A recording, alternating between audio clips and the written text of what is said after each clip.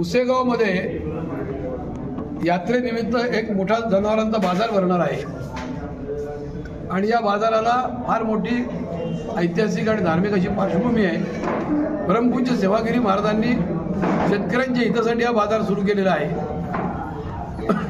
परंतु आज पुसेगाव या धर्मनगरीला तिथल्या पावित्र्याला धक्का पोहोचेल असं वातावरण निर्माण झालेलं आहे आणि त्या बाजारामध्ये मोठ्या संख्येने कसाई येतात, विशेषतः कर्नाटकातले कसाई येतात आणि त्या ठिकाणी सगळी खिलारी जनावरं असतात, देशी गोवंश असतो आणि या गोवंशाची कत्तलीसाठी शेकड्यांनी खरेदी विक्री त्या ठिकाणी होते आणि आमच्या हिंदूंच्या धार्मिक भावना पायदळी तुडवल्या जातात। महाराष्ट्र प्राणी संरक्षण कायद्याप्रमाणे कोणतीही गाय, कोणताही बैल कापायला परवानगी नाही, परंतु या कायद्याची सुद्धा अंमलबजावणी होत नाही।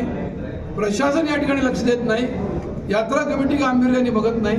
त्यामुळं आम्ही 26 डिसेंबरला पुसेगावच्या बाजार तळावरच आमरण उपोषण करण्याचा निर्णय घेतलेला आहे आणि या ठिकाणची जी जनावरं आहेत त्यांचं जे जीवित धोक्यात आलेलं आहे, त्या ठिकाणी शेतकऱ्यांना चांगलं प्रबोधन देऊन त्यांना जनावरं कसायांना देण्यापासून परावृत्त केलं पाहिजे। ही यात्रा कमिटीची नैतिक जबाबदारी आहे।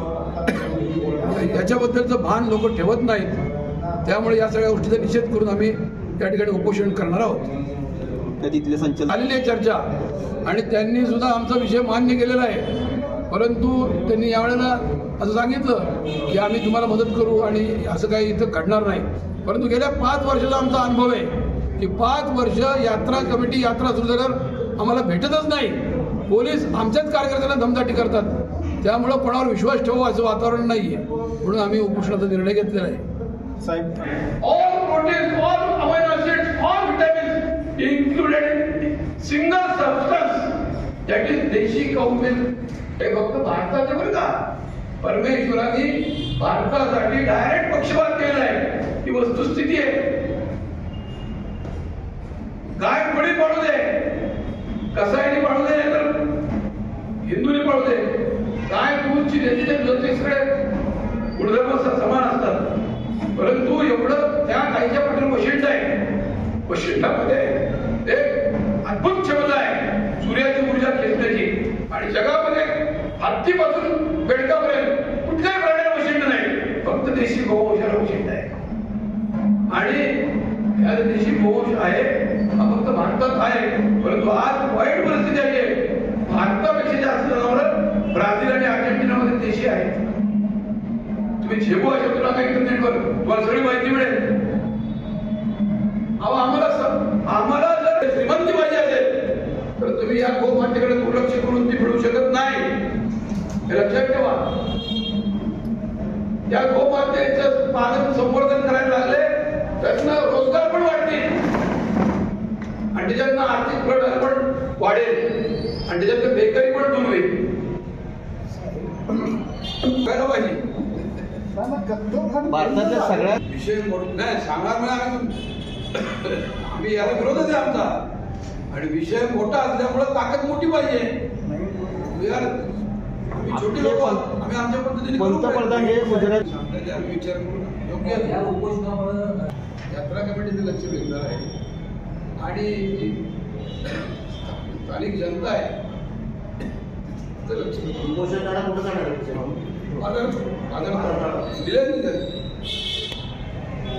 पुसेगावातील बाजार तळावर करण्याचा विषय आहे, निर्णय घेतला आहे। कळवलं, पोलिसांना कळवलं, कलेक्टरला कळवलं,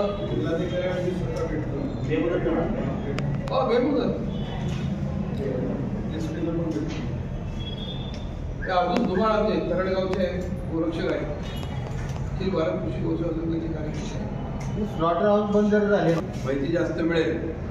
आता मी जवळजवळ 1999 सालापासून गोरक्षणाच्या विषयात काम करतो आहे आणि स्वामी वरदानंद भारती म्हणून एक मोठे संन्यासी होते, त्यांनी मला असं सांगितलं की संभाजी महाराज जसं काम करायचे तसं तुम्ही शास्त्रवृत्तीचं काम करा, म्हणून मी या क्षेत्रात पडलो। तर मी तेवढा नगरसेवक झालो होतो 2002 साली आणि अपक्ष नगरसेवक होतो।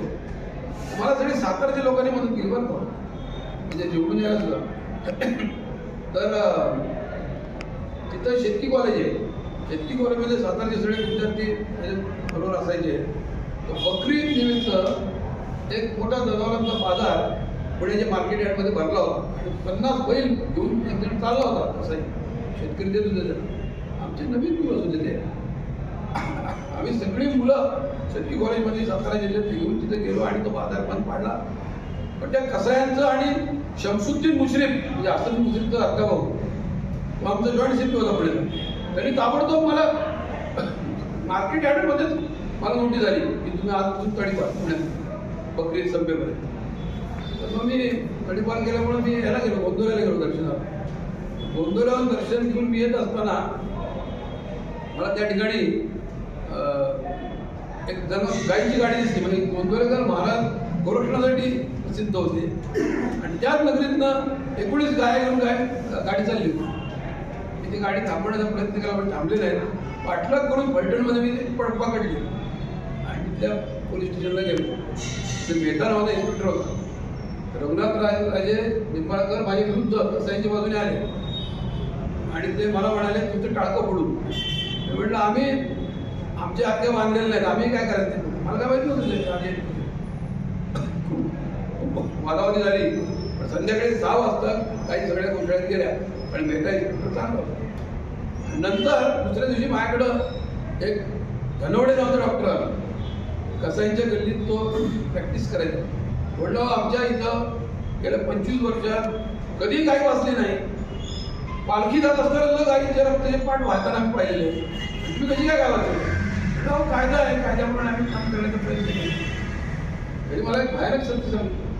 तो म्हणला इथला प्रत्येक कसाई 30 कसाई म्हणला गल्ली प्रत्येक कसाई 2002च्या एका दुष्काळात करोडपती झाले. आणि करोडपती झाल्यावर अरे 1 कोटी रुपये एका वर्षात कसे मिळतात. तर त्यांनी सांगितलं की एक देशी गाय 3 ते 5 हजारात विकत घेतात. तिच्या शरीरामध्ये काहीतरी एक विशिष्ट गोष्ट असते.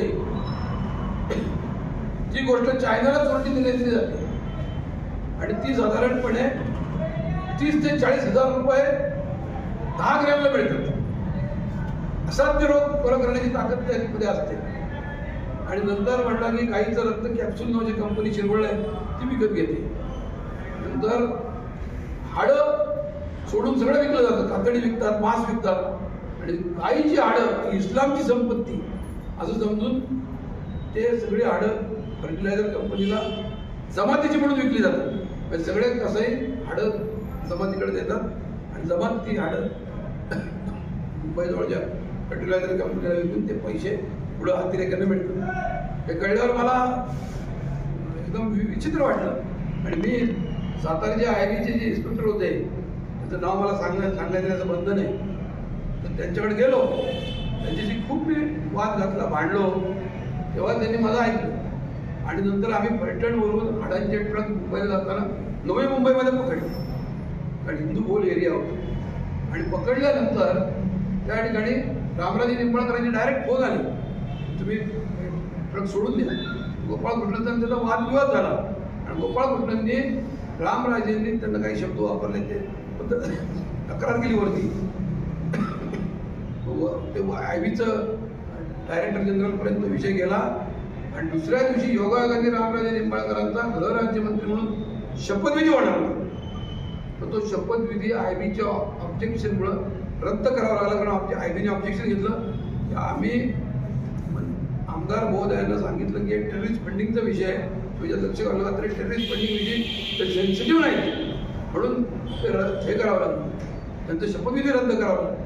त्याच वेळेला त्या या फर्टिलायझर कंपन्यांपर्यंत आम्ही पोहोचलो. मी होतो गोपाळपर्यंत आणि नंतर देना बँकेचं अकाउंट आम्हाला सापडलं भेंडी बाजारमधल्या मशिदीचं की त्या अकाउंटमध्ये सगळे पैसे जमा होतात आणि ते पैसे मग टेररिस्ट फंडिंगला जातात.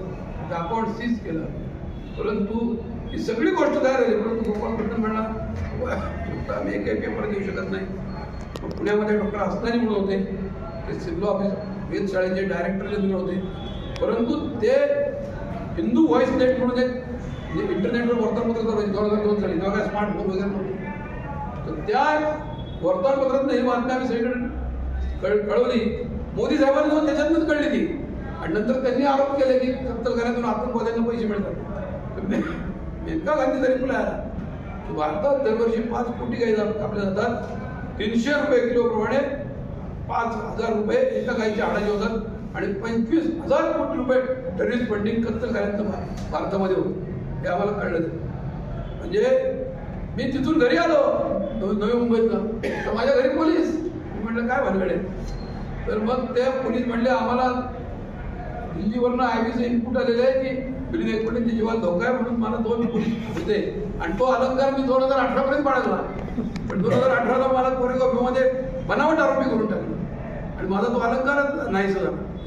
पण वस्तुस्थिती अशी आहे की हा इतका गंभीर विषय की देशाच्या सुरक्षेशी निगडीत असलेला हा विषय आहे. परंतु तरी सुद्धा या विषयामध्ये ज्या गांभीर्याने बघायला पाहिजे बघितलं जात नाही. त्याच मी खोलात गेलो तर मला राजीव दीक्षितांच्या लोकांकडून अशी माहिती मिळाली की राजीव दीक्षितांचे क्लिप मला मिळाले पाठवायचे. तर ते राजीव दीक्षित म्हणतात 1947 साली भारताला स्वातंत्र्य मिळालं त्यावेळेला नेहरूंनी करार केलेला आहे की दरवर्षी 20 लाख टन बीफ इंग्लंडला पुरवलं जाईल भारताकडे आणि 10 लाख पाऊंड पगार म्हणून एलिझाबेथ राणीला दिले जाते. आणि या 2 गोष्टी असल्यामुळं ही कत्तल चालू राहणार आणि याच्यामध्ये अमेरिकेचं दडपण भारतावर आहे. परंतु ही गोष्ट कुठेही बाहेर प्रसिद्धी माध्यमात येऊ शकत नाही. त्या गोपनीय आणि गंभीर गोष्टी आहेत. म्हणजे भारत जेव्हा सामर्थ्यवान होईल, स्वतःच्या पायावर उभं राहील, अमेरिकेचं दडपण झुगारून देण्याच्या परिस्थिती येईल, तेव्हाच गोहत्या बंद होणार आहे. परंतु त्याच्यासाठी जनजागृतीची गरज आहे आणि जनजागृतीसाठी आपण सगळेजण एकत्र आलं पाहिजे.